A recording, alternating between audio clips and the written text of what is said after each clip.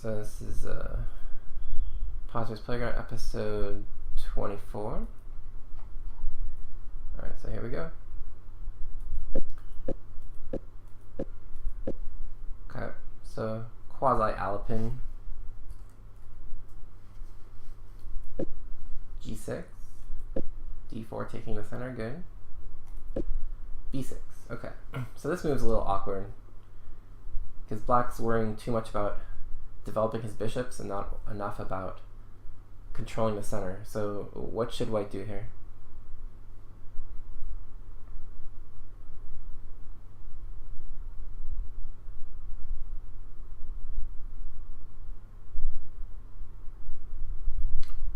Yeah.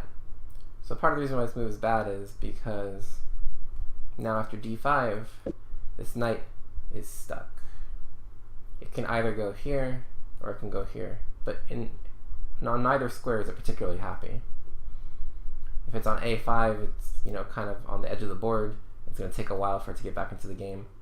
And on b8, similarly, it's undeveloping the knight. And if you guys remember, this move was possible in the previous Patzer's Playground in a very similar position, and it wasn't played. I think it was from black's perspective, but this is why black needs to kind of strike back in the center with d5 to prevent this from happening. Because wasting pawn moves with g6 and b6 when white's building up a big center is not what you want to do. So white needs to take advantage of that immediately with d5. But instead white played bishop e3, which is natural. Attacking c5. Okay, so take with the pawn, so big center. Bishop g7, knight c3, knight f6. Okay, so what should white play here?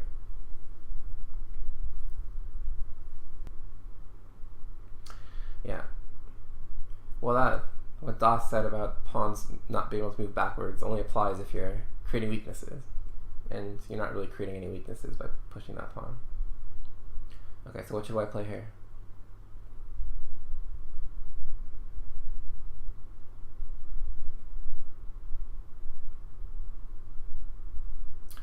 Well, again, d5 is very strong because this knight is running out of squares again. If knight b4, you can just chase away with a3, and then we'll have to go to a6. You can go to a5, but then it's kind of stuck. You can go back to b8, but then you kind of just get this pawn center rolling with e5 and d6, and getting this pawn on d6 really cramps black's position.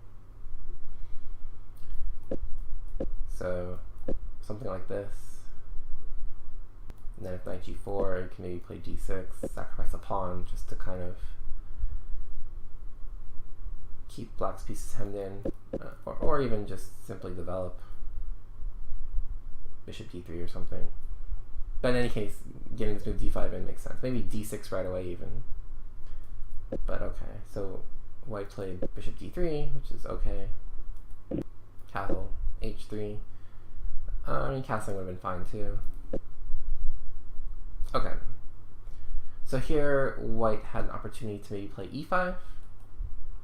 So the point is now knight g8 is forced, or knight e8 is forced. Because if knight h5, then this knight is trapped, so g4 wins a piece. So after knight e8, now you're not going to want to push d5 because this pawn is going to hang. But simply, castling, and then rook c1, and this pawn, forget that arrow. This pawn structure is quite solid, and notice this bishop is kind of blunted by this e5 pawn, and this knight's going to take a few moves to kind of hop around. It can go here and here, but if it goes to e6, then you can play d5, and it'll be hard for black to kind of construct a blockade. And those pawns are going to roll. So e5 would have been a good chance to kind of force the knight back. But okay, he instead castled rook c8. Okay, so now what should white play here?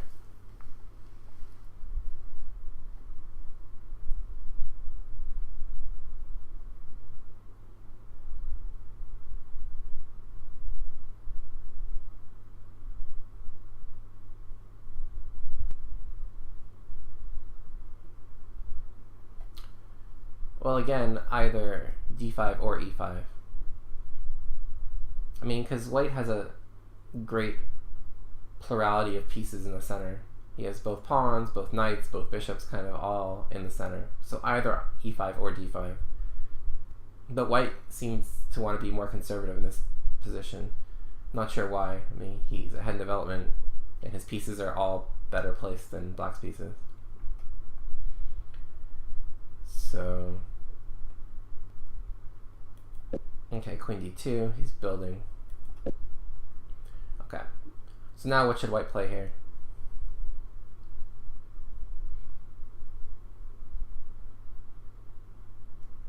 What should white play here?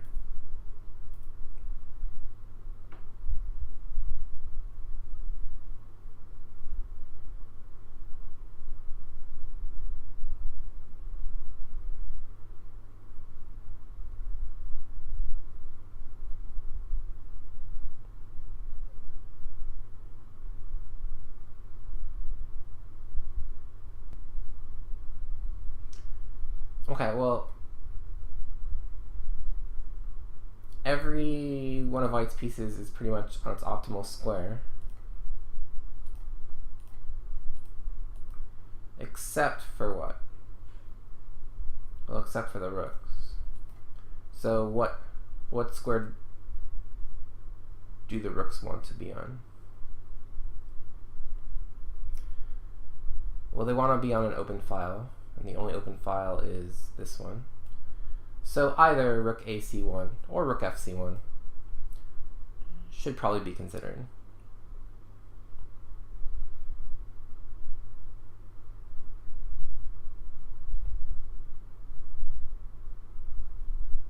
So yeah, either rook fc1 or rook ac1. Okay, but he played bishop h6, knight b4, take, take. Okay. So now, what do you guys think for white here?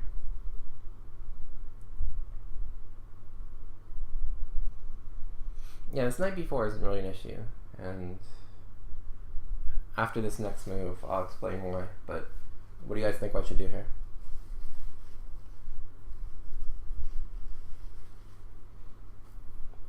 Why do white trade those bishops? I'm not sure. Not sure. I guess he wanted to weaken the protection around the king, but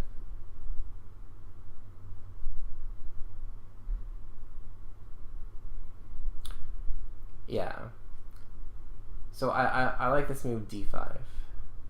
So the idea of d5 is we're anticipating that this is going to happen, and so we don't really mind putting our pawns on light squares, because he's going to take our bad bishop. And this d5 move also makes this bishop worse and allows us to prepare something like this. So it gives a square for our knight to hop into. And notice that if black tries to break this up with e6, then after take and take, both these pawns are somewhat weakened. So d5 merited consideration. White played rook ac1 instead, which is fine. Take, take. But the problem is now it's equal, because white didn't use his initiative advantage when he had it. And after black plays this move, it's pretty much equal. Okay, black played a6 instead though. And now white should again play d5.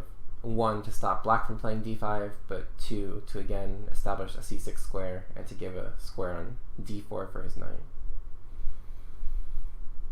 So queen e3, I'm not really sure what he's doing here. And again, for the third time, this move d5 is probably good.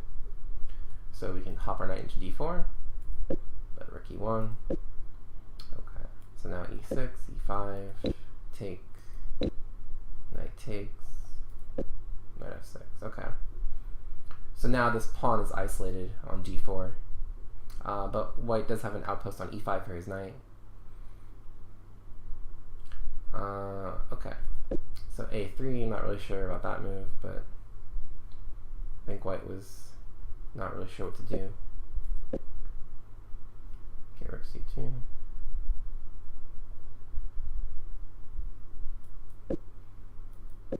And rook c1. Okay, so he's doubling on the c file, but this pawn on d4 is a bit of a problem. So what? Black attacks it. Okay, so he defends it with knight e2. Also, this knight wasn't doing much, so knight e2 is not bad. Rook d5. Okay, so now what should white play here?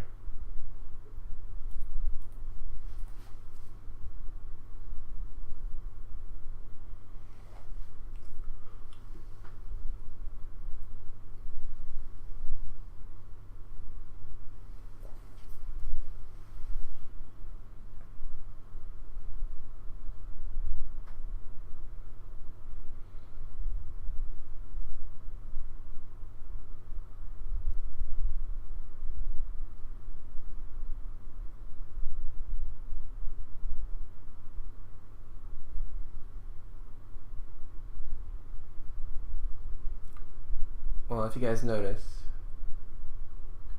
white has nice control over the c file with his rooks.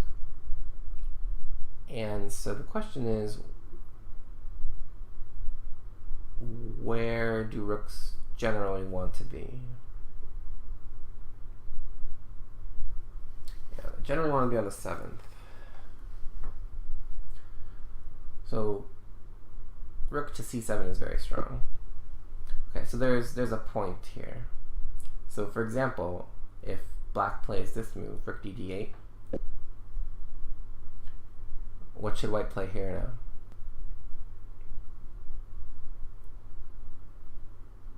now? Notice that this rook is attacking this guy, so this rook couldn't move. And he's also attacking this guy, so his queen is kind of stuck. Yeah, so Spinal has the right idea.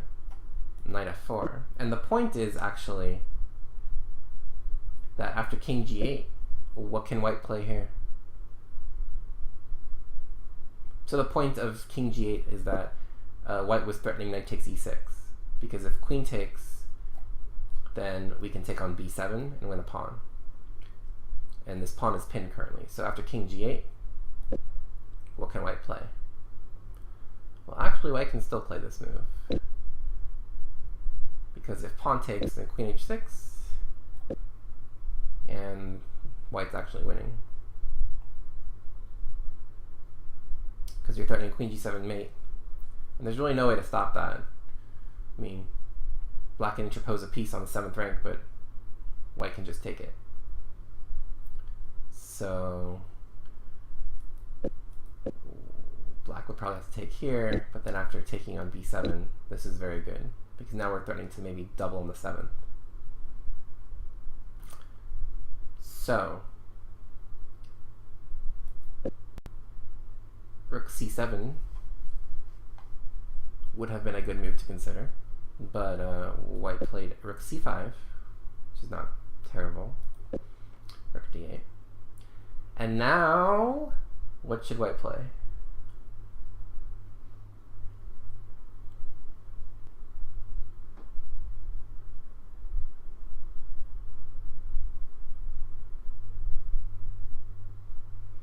Well, now this move is actually even stronger, rook c7, because now this pawn has lost its defense. So black is forced to play rook f8, and now knight f4, rook d6, rook e7, king g8, and rook c7. This is not looking good for black. Those rooks are all of a sudden menacing. Yeah, Zwish is right. So d5 was missed in the opening, and then early in the middle game, and then remember later in the middle game too, d5 was good to give that outpost on c6. So white missed d5 I think 7 times, and rook c7 now twice. Okay, but yeah, I mean this knight on e5 is kind of compensating for the fact that that white has this isolated pawn on d4, and so it's only natural to see what is that knight on e5 attacking, and then you notice that this pawn on f7 is weak.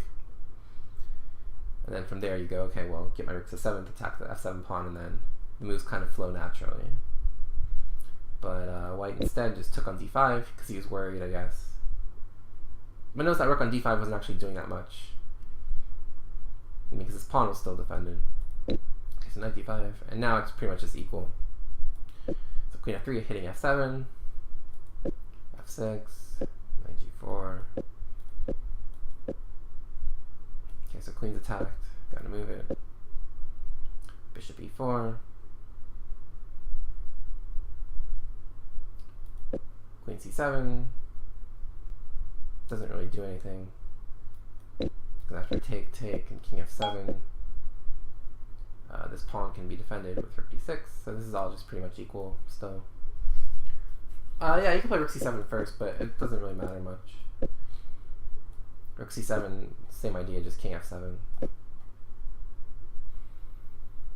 And then next move I'll probably play queen d6 and force a queen trade.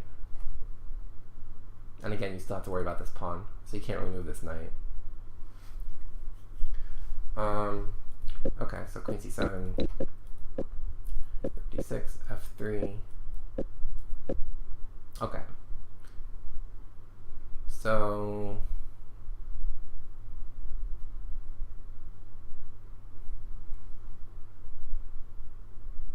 yeah, you could do that too, Swish. You could do that too. Okay, so in this position, maybe white should play this move g4. Just to kind of threaten to take here and maybe play knight f4 and try to win a pawn or something. Because if black takes on d4, I mean, I'd rather exchange d4 for h5 because then I get a pass pawn. So notice that d4 is not really threatened because if you take on e2, take on d4, I take on a6. And again, black doesn't really want to exchange the d4 pawn for the a6 pawn. So d4 is kind of defended indirectly. But okay, knight e1, or sorry, knight d1, knight dc3. Okay, so now g4. Check. Yeah, this is still pretty much all fairly equal. Okay, so take. Check. Check. Okay. So now, in this position, black's trying to get active with his rook, sacrificing the a6 pawn, which is reasonable. But he should keep control of this square, not allow white to play rook g6. So either king g7 or king f7, but he played king e7, which doesn't make any sense. Because after rook g6, rook takes g5. Check. Check. Now all of a sudden, white's just up 2 pawns in endgame. So black made some mistakes. Okay, and in this position, black lost on time. But white's winning, so I mean, this pawn is close to queening. So even though white's pawns are weak, his pawn is the closest to queening, so. Wouldn't rook f8 check earlier work? Where was rook f8 check?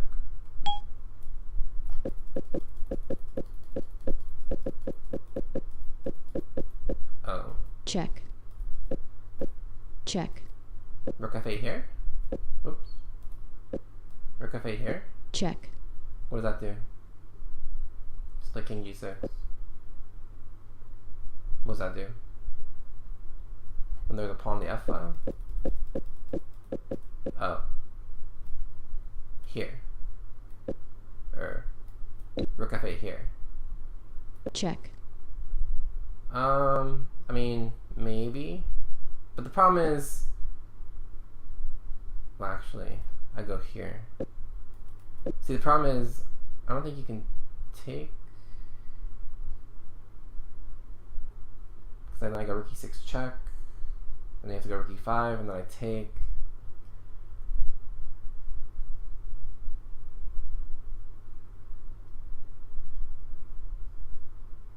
Yeah, I'm not sure. Maybe. Check. So you go here, I guess. See, the problem is though that like, okay, this endgame is actually not great for you because you can't ever move this knight. because I have bishop f1. So you have to go like king f2 or something. I'm not sure that you can actually win this. Well, maybe go f4 or something. But yeah, I'm not sure that you can win this. Maybe you can, but like this pawn being on a light square is a real problem. Because I think it means that your king can never really get too active. So it might win a pawn, but I don't know if it wins the game. I mean, I think it was still pretty much drawish either way is the point. So I don't think playing rook f8 really mattered that much. Check.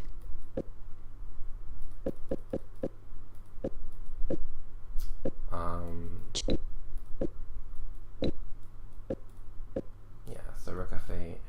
Check.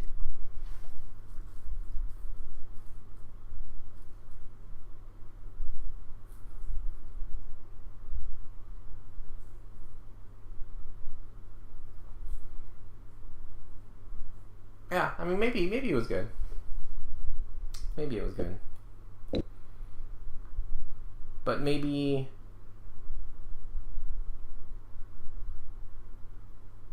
I just play like rook c6 and I threaten to take here and then play rook c2 and something.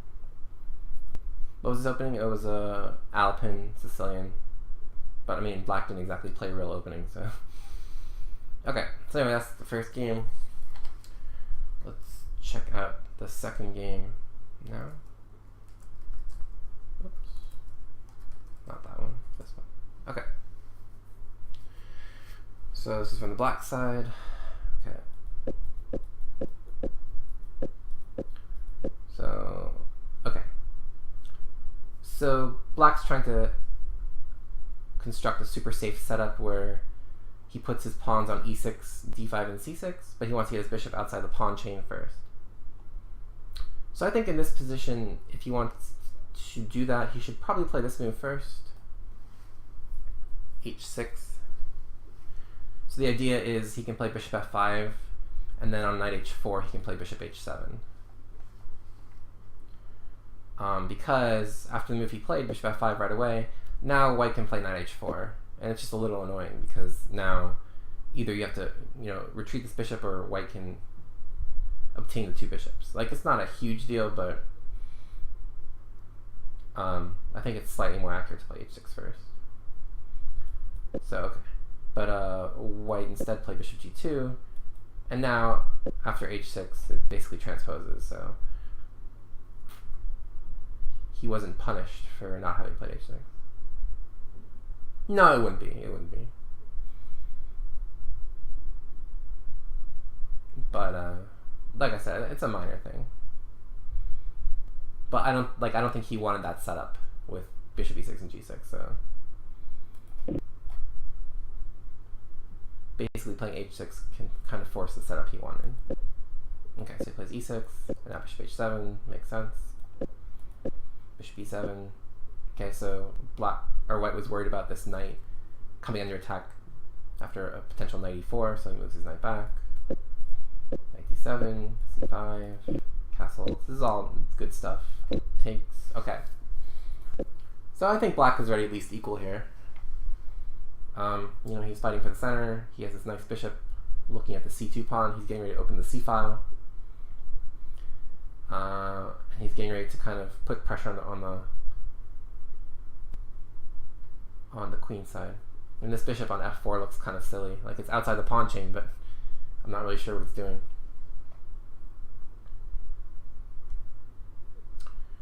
Okay, so rook ac8.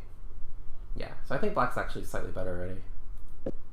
And after rook c1, which is a mistake, I think, because I'm not really sure that rook going to c1 is where it needs to be.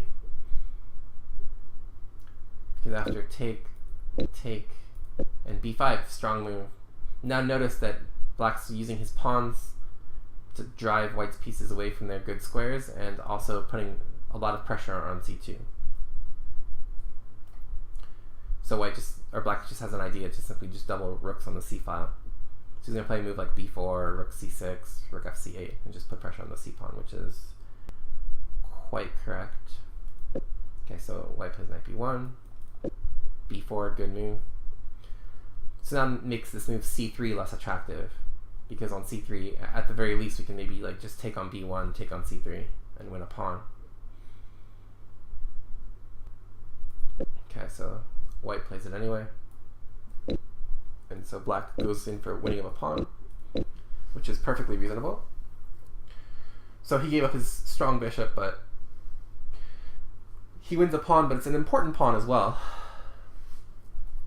Oops, sorry.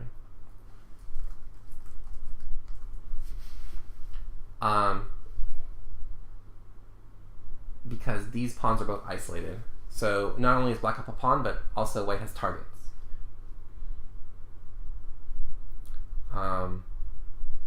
And white does have, you know, 2 bishops, but again, weak pawns on d4 and e2. And so black wants to try to get this into an endgame to make his extra pawn tell, because his extra pawn right now is this e pawn. So in order to get this pawn passed, he'll need to kind of trade some pieces. Okay, so queen d2, doubling on the c file makes a lot of sense.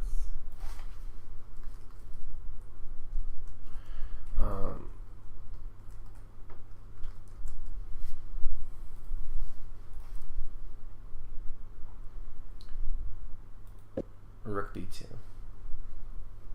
Okay. So what do you guys think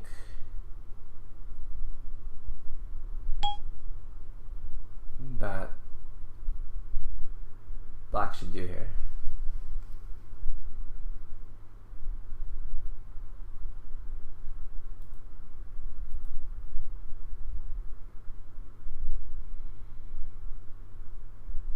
No, this is Patzer's Playground, guys. We hide the names to protect the innocent.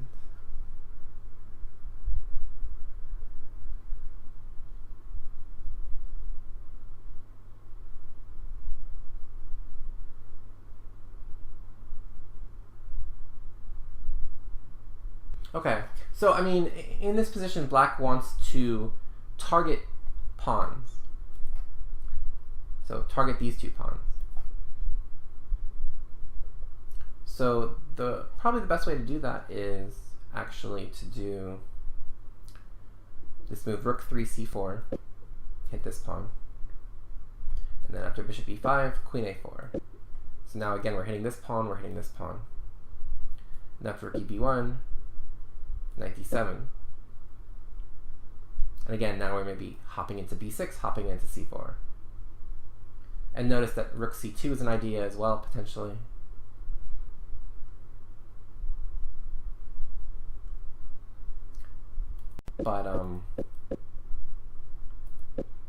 But yeah, I mean, this rook is actually a bit misplaced.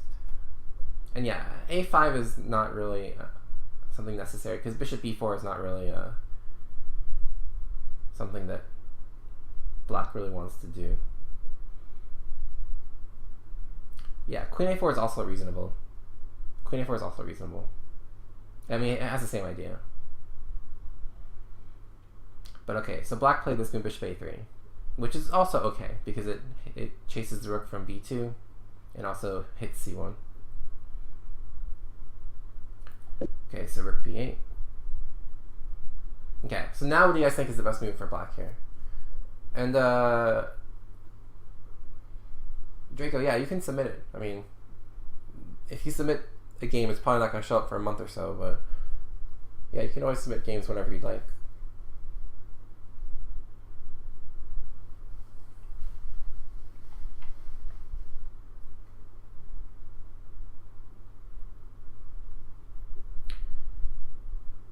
Okay, so first of all, ask ourselves, is white threatening something?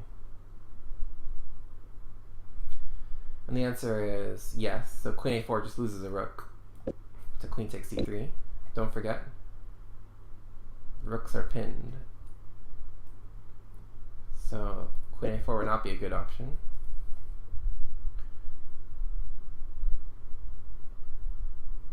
But so yeah, you want to ask yourself, is there a threat? And there is.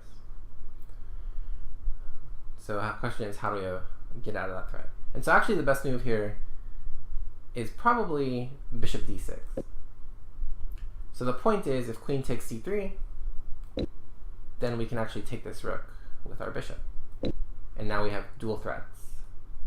And trading these bishops is definitely a good thing, because it means this pawn is weaker, because it has less defense.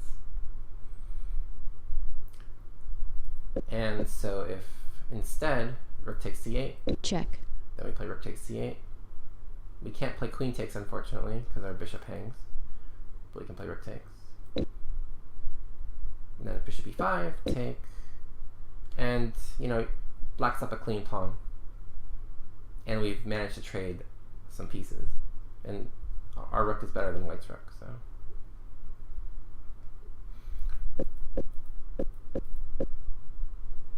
But okay, black played queen c6, which is okay as well. Rook eb1, take, check, take, king h7, rook b1. Okay, so now what should white play, or sorry, what should black play here? So this is still good for black.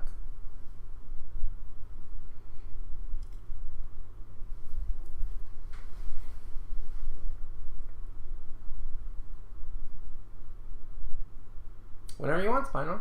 Whenever you want. So rook c2 or rook c4 both lose instantly, because don't forget about this bishop.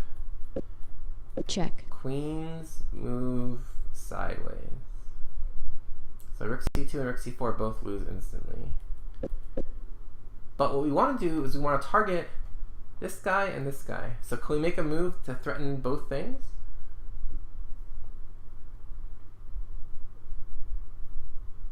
Yeah, we can. We can play queen c4. And now queen c4 not only hits d3, but it also hits d4 and a2, and now we're threatening rook c2. And now everything is peachy keen. Peachy keen. So of course our Patzer played queen c4, right? Oh no, our Patzer is like the rest of you guys and played rook c2. And so after queen check, d3, check, queen a3, yikes.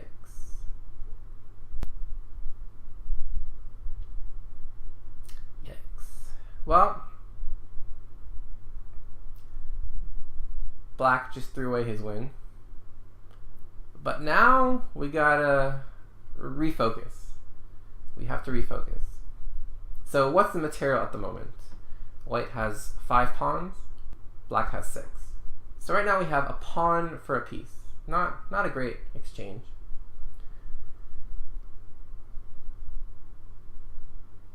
But can black do something here?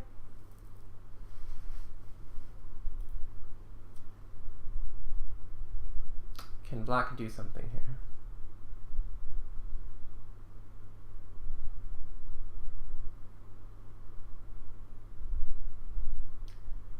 Well, actually, black has good drawing chances here, surprisingly enough.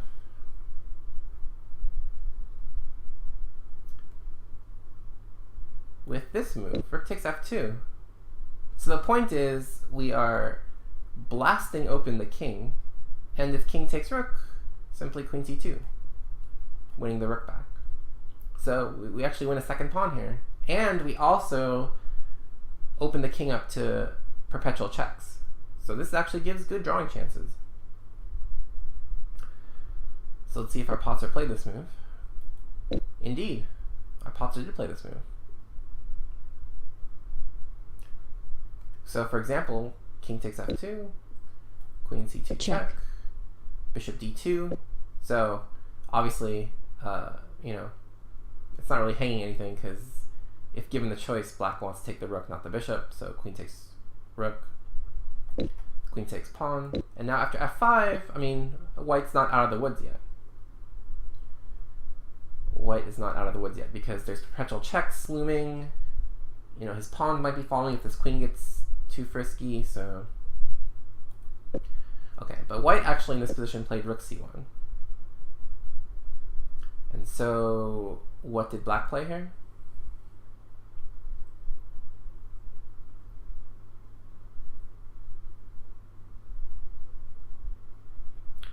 So the rook's hanging, the queen's hanging.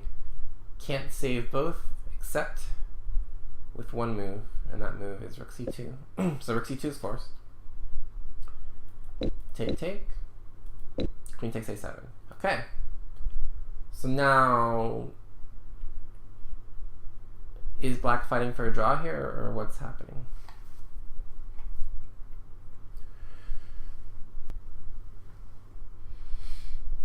Is black getting a draw? Queen takes a2. Queens move backwards, Alex. Queens move backwards.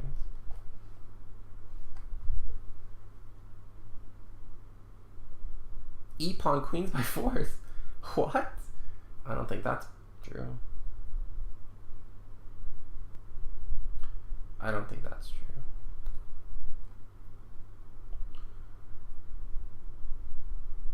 Okay. But yeah, actually in this position, black is better. Black is better. Because queen d1, Check. king g2, queen e2, Check. king h3. Okay, if king g1, then e3. And now this is forced. And black's actually better in that position. So king h3, queen h5, Check. king g2, queen f3, Check. king h3, queen f1, Check.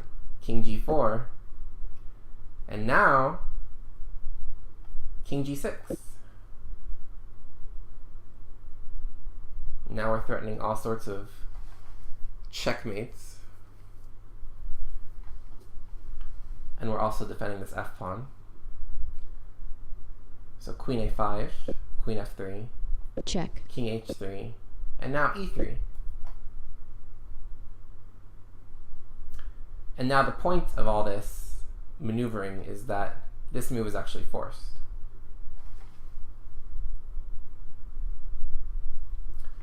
Because if, for example, say queen e5 or something, simply e2, and now we're threatening queen f1 and e1. And notice there's no checks. There's not a single check. So bishop takes e3, queen takes e3, a4, and queen takes d4. And black actually has real chances to win this because he's up a pawn. And okay, this is an outside pawn, but this pawn is just as fast as this pawn. And also our king is much safer. So black can actually attempt to win that. But okay, let's see what our Patzer ended up doing. Check. So he plays check, Check. check. Okay. And now this actually transposes into something I said that white couldn't do. Because black can play this move, e3. And after e3, bishop takes e3 again is forced, or else queen f2, queen f1 mate, or e2, e1 queen, or various other things. E2, queen f1 mate. So yeah, again, this is forced. Check. And okay, white does have this outside pass pawn. But notice that black has this move e5 coming at some point. So I'll show you a line. But, so he didn't play Check. e3, but Check. he did now. So he actually did end up playing e3 after some Check. checks. Okay. So here. So in this position, black agreed to a draw. But he's actually could still fight for a win here. And so, okay, the problem here is that he doesn't want to lose this pawn. But if he plays, say, queen e2 first, Check. king g1, and now f6, notice that he's threatening to play queen e3 and e5. So notice that, like, this pawn will be pinned.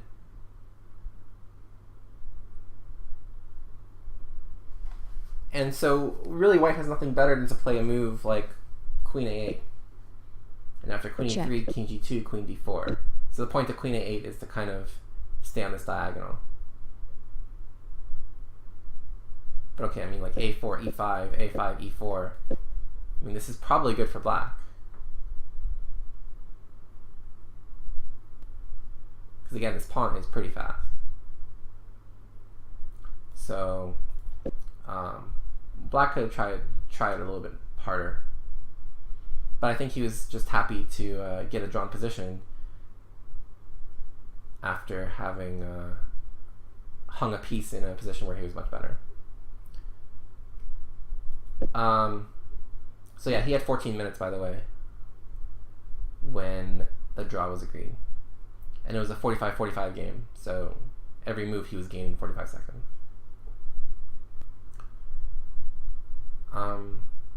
So that's that game. And that is it for Patzer's Playground episode 24.